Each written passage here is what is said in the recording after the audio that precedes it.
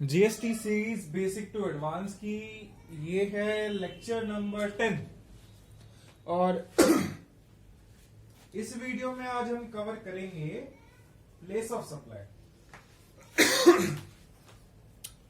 अब इसको समझने के लिए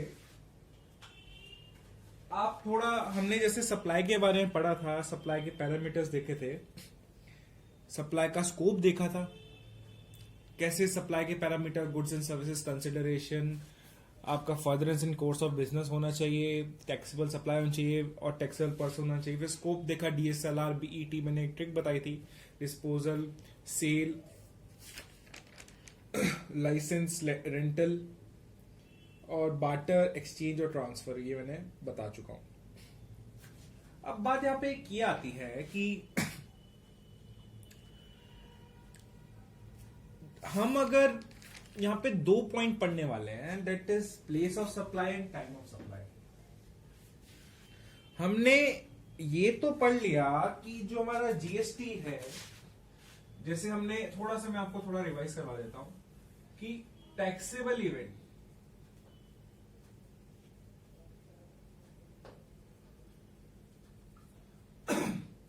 पिछले टैक्स रिजीम में क्या होता था, लाइक एक्साइज की बात करूं, मैं वैट की बात करूं, मैं सीएसटी की बात करूं, ठीक है। तो चलो फिलहाल के लिए ले लेते हैं, चलो एक और ले लो, मैं कस्टम्स की बात करूं। हालांकि कस्टम अभी भी लगता है, बट ठीक है। एक्साइज में टैक्सेबल इवेंट होगा जब गुड्स का मैन्युफैक्चरिंग होगा। वैट में टैक्सेबल इवेंट होगा जब इंट्रा स्टेट गुड्स की सप्लाई होगी, गुड्स एंड सर्विसेज की। सीएसटी में इंटर स्टेट, कस्टम्स इंपोर्ट में आपका टैक्सेबल इवेंट आएगा। जब ये सारे एक टैक्स विच इज जीएसटी में सबमर्ज हो गए, तो अब जीएसटी पे टैक्सेबल इवेंट अगर हम देखना जाए तो वो है सप्लाई, और हमने सप्लाई के पैरामीटर्स ही पढ़े। अब एक दो बातें आती है, देखिए जो ये जीएसटी है ना, जीएसटी को हम डेस्टिनेशन बेस्ड टैक्स बोलते हैं। लाइक जहां वो गुड्स और सर्विसेज कंज्यूम हुई है, वही उस स्टेट में या उस यूनियन टेरिटरी में ही वो टैक्स लेवी होता है। एग्जाम्पल, अगर मैं आईजीएसटी की बात करूं, अगर मैं अपना सामान उत्तराखंड से यूपी भेज रहा हूं तो यहां पे आईजीएसटी लगेगा। आईजीएसटी में एक एसजीएसटी का पार्ट होगा, सपोज करिए 18% लग रहा है, तो 9% एसजीएसटी में जाएगा, सीजीएसटी में जाएगा 9%। ये दोनों मिला के बनेंगे हमारे आईजीएसटी। इनवॉइस में तो सिर्फ आईजीएसटी लिखा होगा, मैं पीछे का बता रहा हूं कि वहां पे कैसा लिखा होगा। अब एक सवाल आता है कि अगर एक इंट्रा स्टेट में ही हो रही है तो उत्तराखंड में ही जाएगा। अगर उत्तराखंड के ही एक शहर से दूसरे शहर में हो रही तो स्टेट का पार्ट उसमें ही जाएगा। बट एक स्टेट से दूसरे स्टेट में हो रहा है तो जो स्टेट का पार्ट है ना, ये कौन सी स्टेट को मिलेगा, जहां उसका डेस्टिनेशन है, जहां उसका डेस्टिनेशन है। तो अगर हम ये देखा जाए, हमने यहां पे एक बात देखी कि प्लेस उस गुड्स और सर्विसेज का, किसका, गुड्स या फिर सर्विसेज का प्लेस ऑफ सप्लाई क्या है। यहां पे हमने सप्लाई तो करी गुड्स या सर्विसेज की, दोनों में से किसी एक की सप्लाई करी,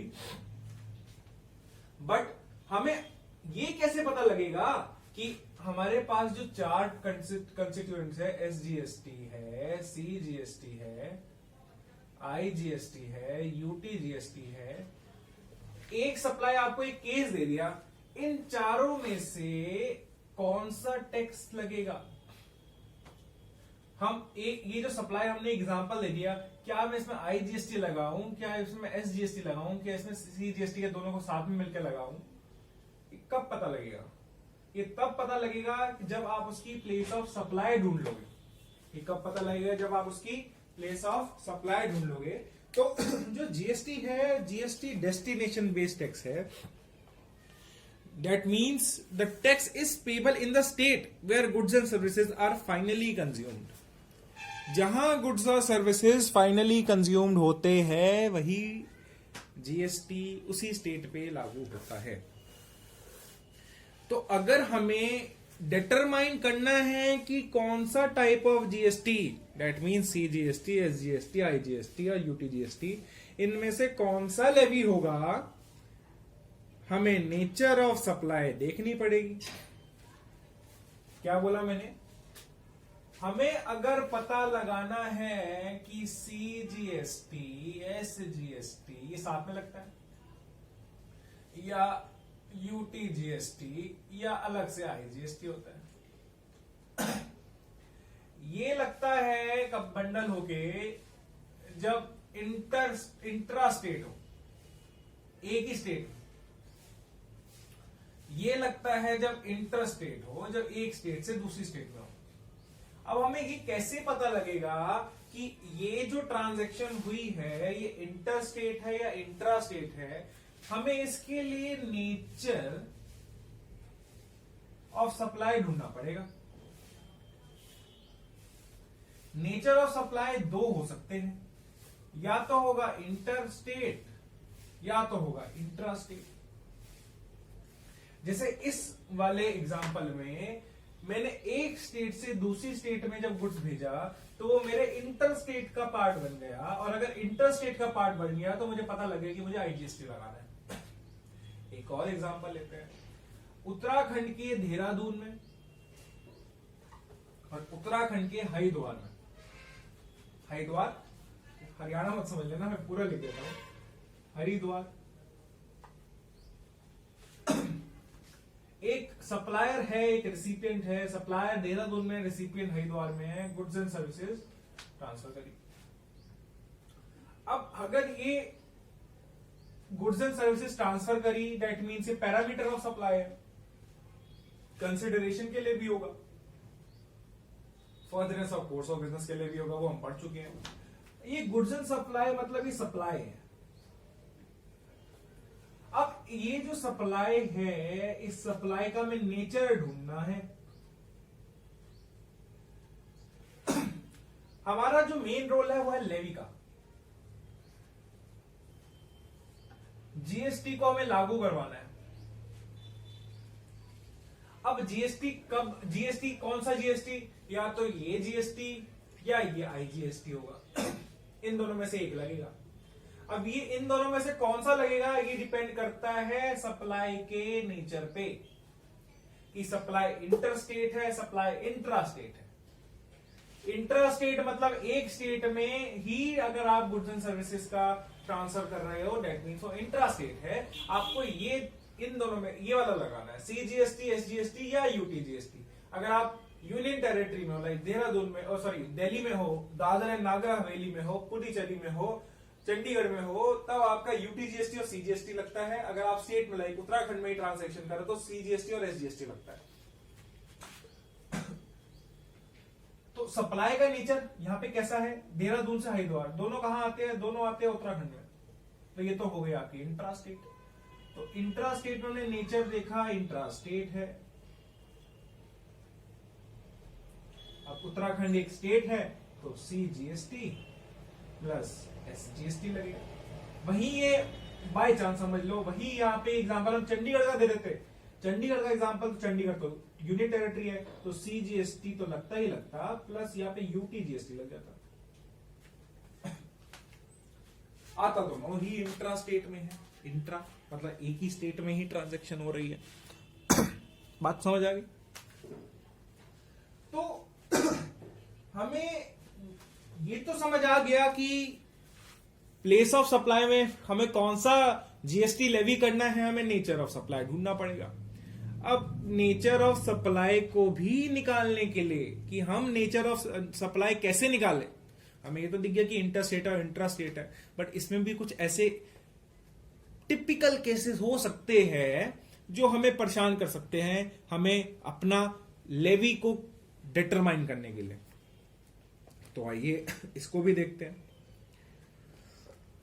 तो डेट अगर हमें नेचर ऑफ सप्लाई डिसाइड करनी है एक ट्रांजैक्शन की या एक सप्लाई की, तो हमें दो चीजें देखनी होती है।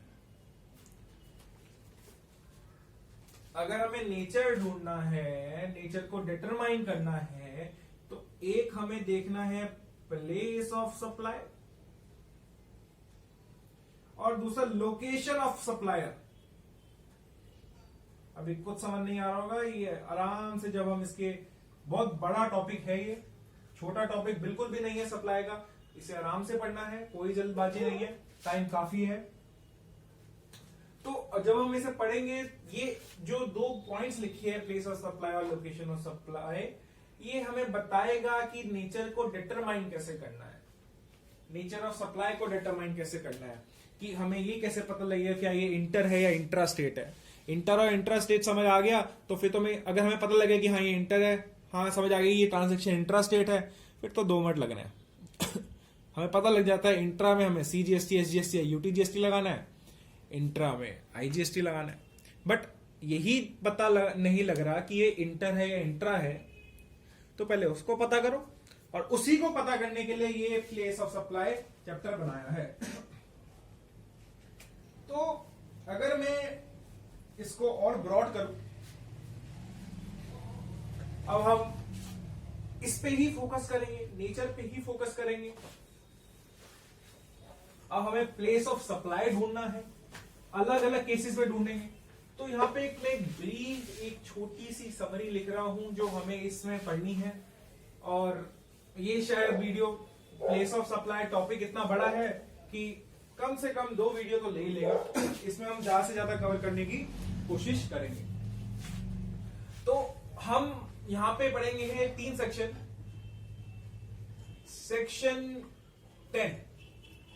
सेक्शन 10 बताएगा प्लेस ऑफ सप्लाई। अच्छा, प्लेस ऑफ सप्लाई को अब से मैं POS लिखूंगा, समझ आ।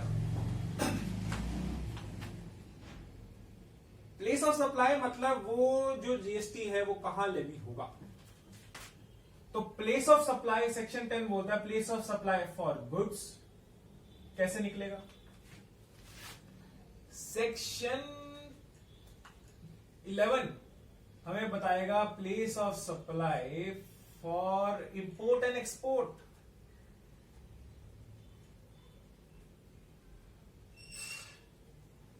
और सेक्शन 12 बताएगा place of supply for services. आइए देखते हैं। तो यहां पे हमें पूरा इस चीज पे फोकस करना है। तो पहला हम प्लेस ऑफ सप्लाई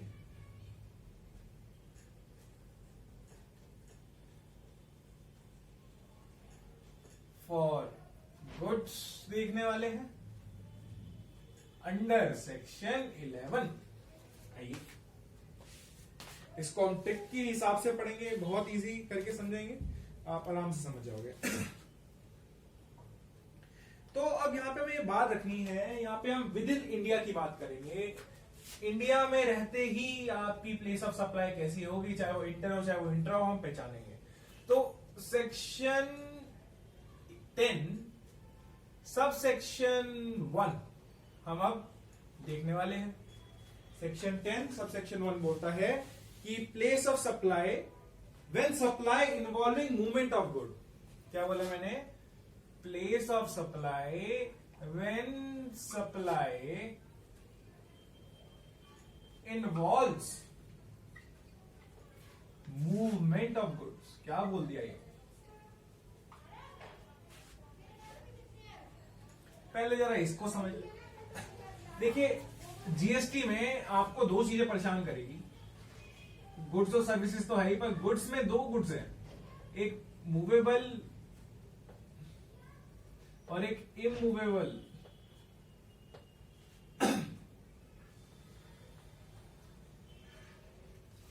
ये पेन है, ये पेन शायद बना है आपका, ये बना है मुंबई में। तो ये मुंबई से चल के आया है मेरे पास, नहीं, इसको मूव किया गया है मेरे पास मुंबई तक। तो अगर एक गुड की जो कैरेक्टर है वो क्या है, मूव करने वाली है, तो मूवेबल में। अच्छा, इमूवेबल, ये जो मैं वीडियो बना रहा हूं ये मैं घर में बना रहा हूं, तो ये जो दीवार है, ये घर है, ये क्या है, इमूवेबल है, ये मैं कहीं ट्रांसफर नहीं कर सकता। तो इस केस में ये भी गुड ही है, ठीक है ना। तो इस केस में प्लेस ऑफ सप्लाई क्या होगा और इस केस में प्लेस ऑफ सप्लाई क्या होगा, ये हमें जानना है, ठीक है।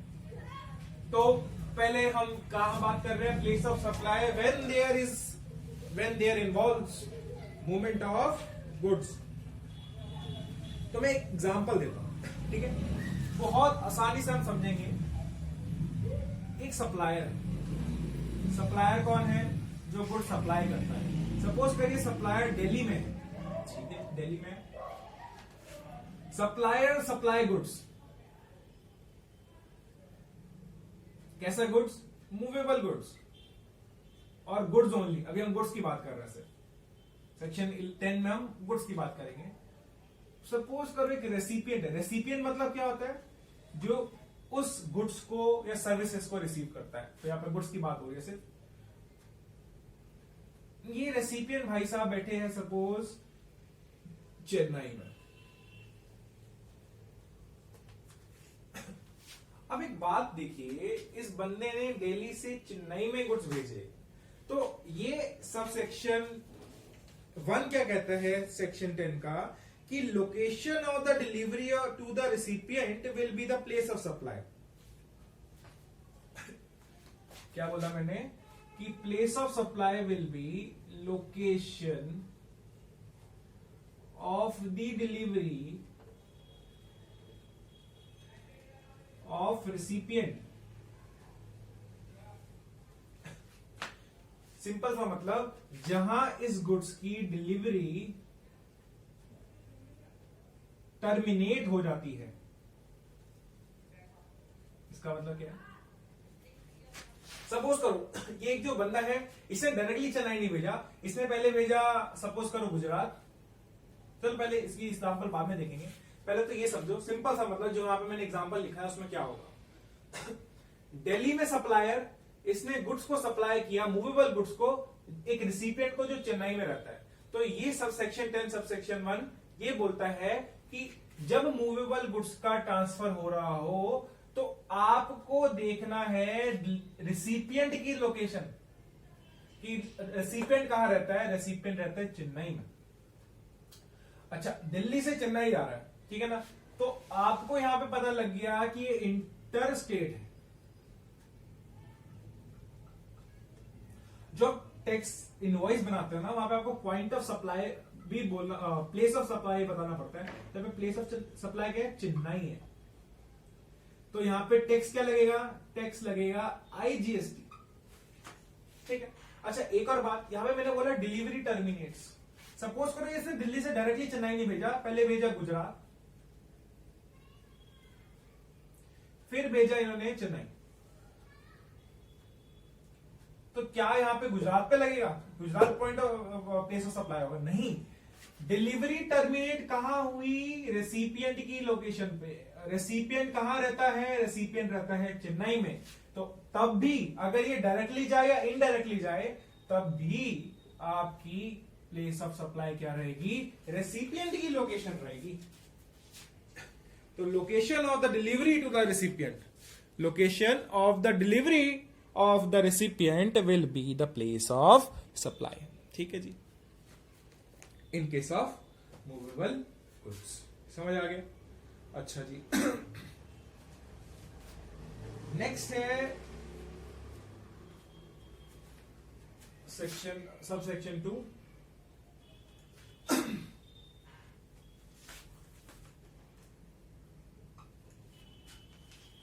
Place of supply in case of bill to, ship to model. मतलब समझिएगा, थोड़ा टिपिकल लगेगा ये, बट आसानी से एक एग्जांपल के थ्रू हम इसको कवर करेंगे। तो ये क्या कहता है कि इस जो केस है, इस केस में जैसे इसमें तो 2 पार्टी इन्वॉल्व थी, यहां पे 3 पार्टीज इन्वॉल्व होती है। कितनी पार्टी? यहां पे 3 पार्टीज इन्वॉल्व होती है। ठीक है, अब एक बात देखिए, एग्जांपल की समझेंगे इसको हम। सपोज करिए कि 3 बंदे हैं, ए, बी और सी। एग्जांपल समझिएगा, एग्जांपल से ये क्लियर होगा ये वाला पॉइंट कि ए क्या है, इसमें ए है सप्लायर, ए है सप्लायर। सप्लायर भाई जी रहते हैं सपोज फॉर दिल्ली में, यही सपोज कर रहे हैं, ठीक है। बी रहते हैं सपोज करिए, ये 3rd पर्सन है,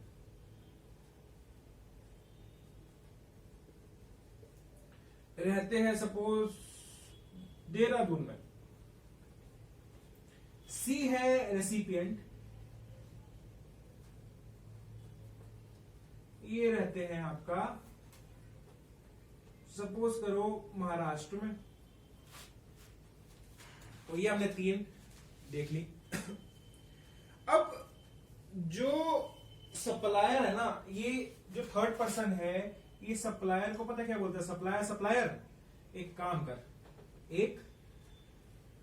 कर, 500 यूनिट्स, 500 यूनिट्स जो भी गुड्स बनाता होगा, गुड्स की बात कर रहे हैं हम यहाँ पे, गुड्स की, मूवेबल गुड्स की, मूवेबल गुड्स की मेरे कहने पे जो रिसिपिएंट मेरा महाराष्ट्र में है उसको सप्लाई कर दे।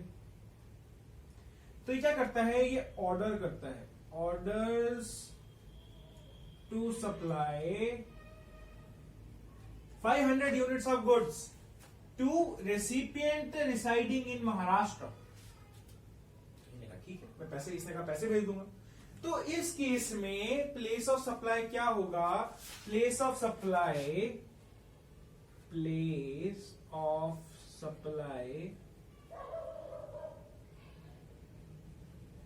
will be the location